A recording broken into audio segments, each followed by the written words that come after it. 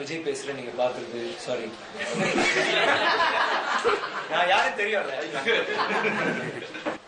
Hi, நீங்க பார்க்க போறது Ravanan special on 6lakh24.com. Release தயாராகிட்டு இருக்கு. உங்க உங்களுக்கு பரீட்சை போற எக்ஸாமினேஷன் ஸ்டூடெண்ட் மாதிரி இருக்கா? இல்ல ஐம் வெரி வெரி கான்ஃபிடென்ட். எனக்கு ஆக்சுவலா மணிரத்னம் சார் படம் and of course money sir great fan. It's a fantastic film. நான் பார்த்துருக்கேன். ஸோ தமிழ் தெலுங்கு பற்றி எனக்கு கவலையே கிடையாது. Like I'm not even thinking.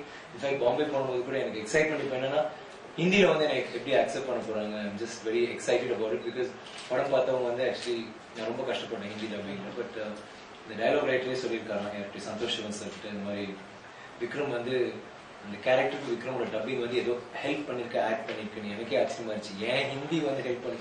So I'm really excited about that. அது கொஞ்சம் இன்டாக்சிகேட்டிங்காக இருக்கு. ஹிந்தி ஆடியன்ஸ் என்ன ஃபர்ஸ்ட் டைம் அப்ரிஜிட்ல பார்த்தாங்க. They like me. நிறைய தடவை டிவியில் வந்திருக்கு, நிறைய தடவை பார்த்துருக்காங்க. பட் இவ்வளோ வித்தியாசமா ஒரு ஹிந்தி டைலாக் பேசிட்டு என்னை பார்க்குற முதல் தடவை. ஸோ அது வந்து ஒரு புது படம், ஒரு புதுமுகம் செய்யற மாதிரி ஒரு உணர்வு. ஸோ அது வந்து எனக்கு தெரியும் அந்த படம் ரொம்ப நல்லா இருக்கும்.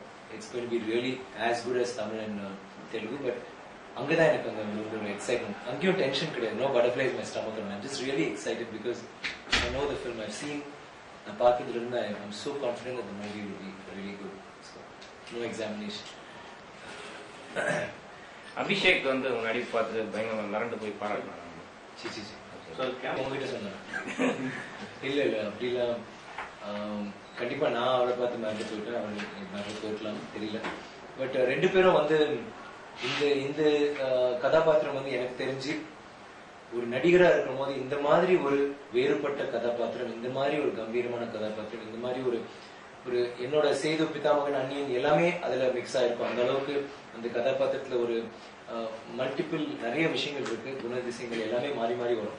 ஸோ அந்த மாதிரி கதாபாத்திரம் வந்து ஒரு நடிகருக்கு கொடுக்கும் போது அந்த நடிகர் வந்து கண்டிப்பா இதை வந்து எவ்வளவு நல்லா செய்ய முடியும், எவ்வளவு நேச்சுரலா செய்ய முடியும், எவ்வளவு யதார்த்தமா செய்ய முடியும் தான் நினைப்பாங்க. அண்ட் இந்த கதாபாத்திரத்துக்கு வந்து நம்ம என்னெல்லாம் செய்யலாம், எப்படிலாம் இதுக்கு மெருகேற்றலாம் தான் நினைப்பாங்க. ஸோ கண்டிப்பா அபிஷேக் அப்படிதான் நினைச்சிருப்பேன். நானும் அப்படிதான் நினைச்சேன்.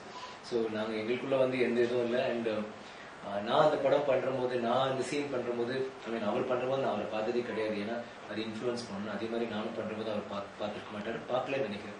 ஸோ ரெண்டு பேருமே எங்களோட டிஃப்ரென்ஸ், எங்களோட உணர்வுகள் வந்து நாங்க எப்படி அந்த கேரக்டர் நினைச்சோமோ உணர்ந்தோமோ அதுதான் நம்ம பண்ணியிருக்கோம். ஸோ அண்ட் போட்டிலாம் கிடையாது. அபிஷேக் வந்து என்னோட ரொம்ப close friend and we had a great time. So was this one of the reasons why there's a huge comparison between both you doing Veera's character and Abhishek doing the same character? It's really not. I don't think it's fair on both Abhishek and me because I think both of us have really struggled hard. You know, Ash has done a fantastic job in the movie, and there will be comparisons are bound to happen. You're doing the same role, obviously they'll compare, but I get that's healthy only. I guess AB and I anticipated that. Experience பத்தி ஃபாரஸ்ட்ல வந்து actually இந்த படம் பத்தி சொல்லணும்னா ஒரு கதாபாத்திரம் வீரா, அதை நான் தமிழ்ல பண்ணது, ஹிந்தியில வந்து அபிஷேக் பண்ணிருக்காரு வீரான்ட்டு. அந்த கதாபாத்திரம் எப்படின்னா அது வந்து ஒரு ரொம்ப மிரட்டலான கதாபாத்திரம். அது ரொம்ப கம்பீரம் இல்லை. அவனுக்கு ஒரு நிக்நேம் வந்து ராவணன் நம்ம சொல்லுவோம். அதனால அவன் 10 கலத்தாரன். ஏன் சொல்றேன்னா அவன் வந்து திடீர்னு குழந்தைத்தனமா இருப்பான், திடீர்னு ரொம்ப ஆக்ரோஷமா இருப்பான், திடீர்னு ரொம்ப கோபமா இருப்பான், திடீர்னு சிரிச்சிட்டு இருப்பான், திடீர்னு அவனோட கேரக்டர் மாறிக்கிட்டே இருக்கும். ஸோ அதனால அவனை ராவணன் எல்லாரும் கூப்பிடுவாங்க. அண்ட் அவன் வந்து கொஞ்சம் கரடு முரடமானதான் இருப்பான். ஒரு மாதிரி அவன் அழகா இருக்க மாட்டான். அண்ட் ஒரு காலை மாதிரி இருக்குன்னு நான் நினைச்சேன். படத்துல தெரியுமா வந்திருக்கான்னு தெரியல. அது ஒண்ணு. அண்ட் அவன் வந்து மக்களை நேசிக்கிறவன். அவன் குடும்பம் வந்து அவனுக்கு ஒரு பெரிய ஒரு பயங்கரமான ஒரு பலம். பட் அதை விட மக்களை வந்து பயங்கரமா நேசிப்பான்.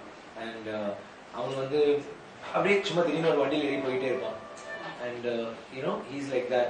அண்ட் அவன் எங்க போறான், என்ன பண்றான் யாருக்குமே எனக்கு தெரியாது. அவன் பாட்டுக்கு ஏதாவது ஜாலியா இருப்பான். அந்த மாதிரி இன்னொரு கதாபாத்திரம் வந்து தேவ், அது வந்து பிருத்திவிராஜ் பண்ணியிருக்காரு, ஹிந்தியில நான் பண்ணியிருக்கேன். அவன் வந்து ஒரு போலீஸ்காரன். அவனோட இது எல்லாமே வந்து அவனோட குறி தப்பு. அவனோட கேரக்டர் எப்படின்னா அவனோட குறி எப்பவுமே தப்பு கூடாது. அவனுக்கு வந்து அவனோட டார்கெட், அவனோட குற்றவாளியை கண்டுபிடிக்கணும்னா அது மட்டும்தான் அவன் கண்ணுக்கு தெரியும். அந்த இன்னொரு பக்கம் என்னன்னா அவன் பொண்டாட்டி, அவனோட லைஃப், அது மட்டும்தான். அவனுக்கு வேற எதுவுமே கிடையாது, வாழ்க்கையில் எதுவுமே கிடையாது. அப்படி அவனுக்கு வந்து மக்கள் கிட்ட பேசுறது இல்லை. யாருக்கு ஏதாவது இன்ஃபர்மேஷன் வேணா தட்டி கேட்பாங்க தான். அந்த மாதிரி ஒரு ஆள் ரொம்ப ஸ்டைலிஷா இருப்பான் போது. ஸோ ரெண்டு வேறுபட்ட கதாபாத்திரங்கள். இவங்க 2 பேருக்கு நடுவில் ஃபல்க்ரமா ராகினின்னு அது வந்து ஐஸ்வர்யா வந்து 2 லாங்குவேஜ்லயும் அவங்க தான் பண்றாங்க. ராகினி வந்து ஒரு ஃப்ரீ ஸ்பிரிட்னு சொல்லுவாங்க. அவங்க வந்து ரொம்ப ஜாலியா அவங்களுக்கு லைஃப் எப்படி என்ஜாய் பண்றது, ஜஸ்ட் இயற்கை அது எல்லாமே பிடிக்கும். அவங்க வந்து இசை, டான்ஸ் அதுதான் அவங்களோட வாழ்க்கை. குழந்தைங்களுக்கு டான்ஸ் கற்றுக் கொடுக்குறது, அவங்க கணவன் லவ்வை வந்து நேசிக்கிறவங்க, லவ் பண்ற ஒரு கதாநாயகி, அந்த மாதிரி ஒருத்தவங்க. இந்த 3 பேரும் ஒரு காட்டுக்குள்ள எடுத்து போட்டீங்கன்னா என்ன ஆகும்? காட்டுல வந்து இன்னைக்கு இருக்க போறோமா இல்லையா, சாவ போறோமா யாருக்குமே தெரியாது. அந்த மாதிரி ஒரு கரடு முரடான ஒரு காடு. அந்த காட்டுக்குள்ள சமுதாயம் அதோட கட்டுப்பாட்டு எதுவுமே இருக்காது. ஒரு இதே கிடையாது. எல்லாமே நீங்க வந்து அந்த இடத்துல வந்து டிஸ்டார்ட் ஆகலாம், எல்லாமே டிஸ்டார்ட் ஆகலாம், இல்லை எல்லாமே ரொம்ப கிளியர் ஆகலாம். அந்த மாதிரி ஒரு சூழ்நிலை 3 பேரு அவங்களுக்குள்ள ஒரு போட்டி போறாங்க. என்ன நடக்குது அவங்களுக்குள்ள, அதுதான் கதை.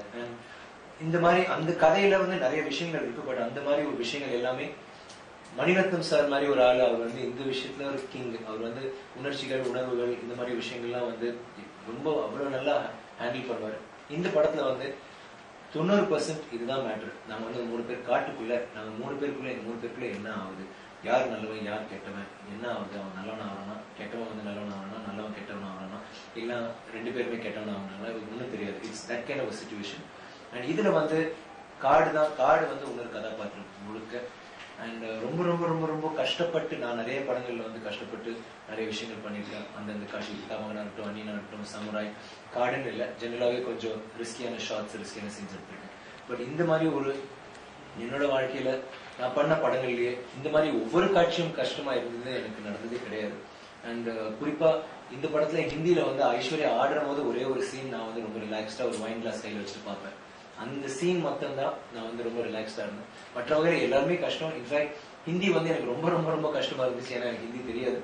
அதே சமயம் எல்லா காட்சிகளுமே என் தேவ் கதாபாத்திரம் அந்த காட்சிகள் எல்லாமே ஒரே டேக்ல அந்த முழு காட்சி எடுத்துருக்காரு. ஸோ அந்த முழு காட்சி வந்து சில டைம் டயலாக் ஜஸ்ட் ஷார்ட்டுக்கு முன்னாடி இருக்கலாம், சில மாற்றங்கள் இருக்கும். ஸோ அந்த மாதிரி இருக்கிற போது அது ரொம்ப ரொம்ப கஷ்டம். அண்ட் அவர் ஏன்னா கேமரா மூவ்மெண்ட் வந்து நிறைய பண்ணியிருக்காரு, அது அந்த மாதிரி இருக்கு. பட் ரொம்ப இருக்கு. லைக் அந்த படம் வந்து இப்போ பண்ற போது ரொம்ப கஷ்டப்பட்டு, அப்பா எப்படா முடிய போகுது, ஐயோ ஒன்னும் 10 நாள் தான் இருக்கு, 9 நாள் தான் இருக்கு, அந்த அளவுக்கு நம்ம பேசிட்டோம். மணிசாரே வந்து ஐயோ எப்போ முடிய போகுதுன்னு நினைச்சிட்டு இருந்தாரு.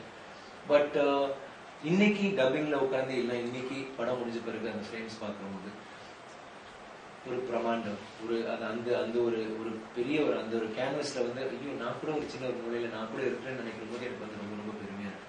I'm sure Aishwarya and Abhishek must have felt the same.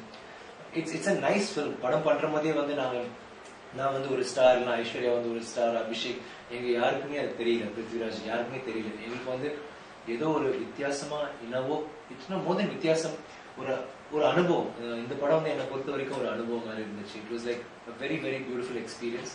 And நிறைய விஷயங்கள் நாங்கள் சந்திச்சோம், நிறைய விஷயங்கள் செஞ்சோம்.